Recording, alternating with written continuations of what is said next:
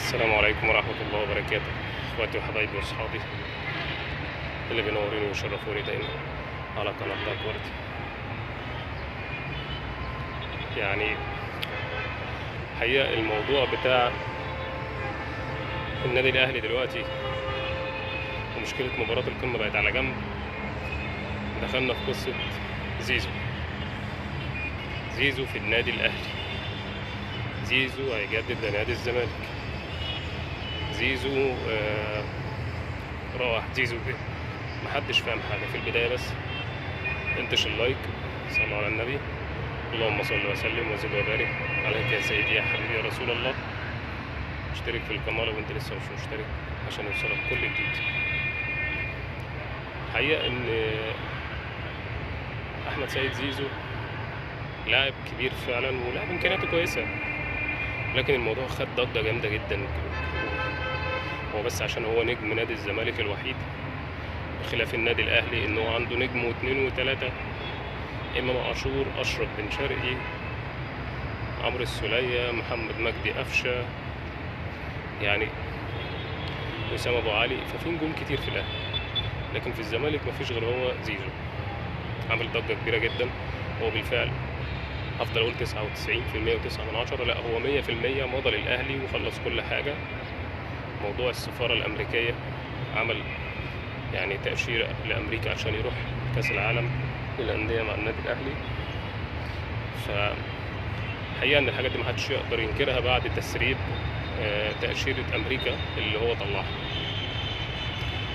وهو انكر ده وقال حاجات كتيرة، ولكن هو بيحاول ان هو يلعب في الفترة الاخيرة شوية عشان يبقى جاهز. لكن نادي الزمالك غالبا هيجمده لنهاية الموسم، واحتمال يبقى فيه حاجات تانية وتحول للتحقيق بالمناسبة يعني. فهنشوف ايه اللي هيحصل الفترة اللي جاية دي، وانتظروا مننا كل جديد. بس ما تنسوش تتابعونا في الفترة اللي جاية وتشتركوا في القناة عشان يوصلكوا اي حاجة واي خبر جديد اول ما ينزل، وفعلوا الجرس على الكل. السلام عليكم ورحمة الله وبركاته. اشوفكم في فيديو جديد. سيبكم في رعاية الله. سلام. السلام عليكم ورحمة الله وبركاته. اخواتي وحبايبي واصحابي اللي بينوروني ويشرفوني دايما على قناة باكورد.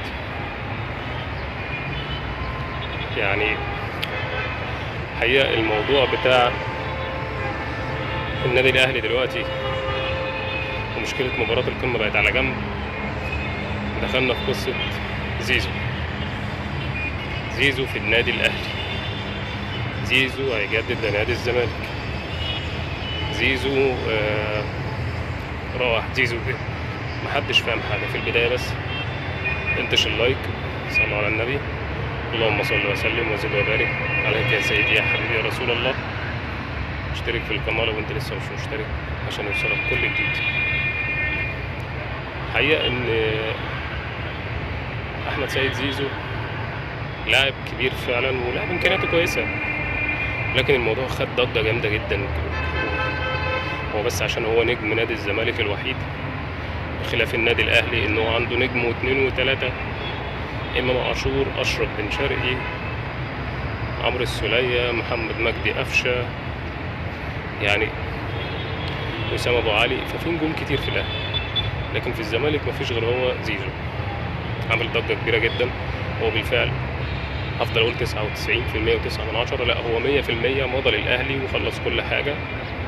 موضوع السفارة الامريكية عمل يعني تأشيرة لامريكا عشان يروح كاس العالم للأندية مع النادي الاهلي. فحقيقة ان الحاجات دي محدش يقدر ينكرها بعد تسريب تأشيرة امريكا اللي هو طلعها.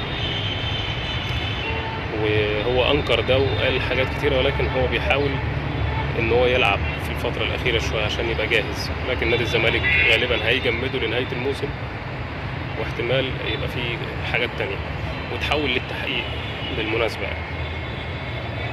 فهنشوف ايه اللي هيحصل الفترة اللي جاية دي، وانتظروا مننا كل جديد.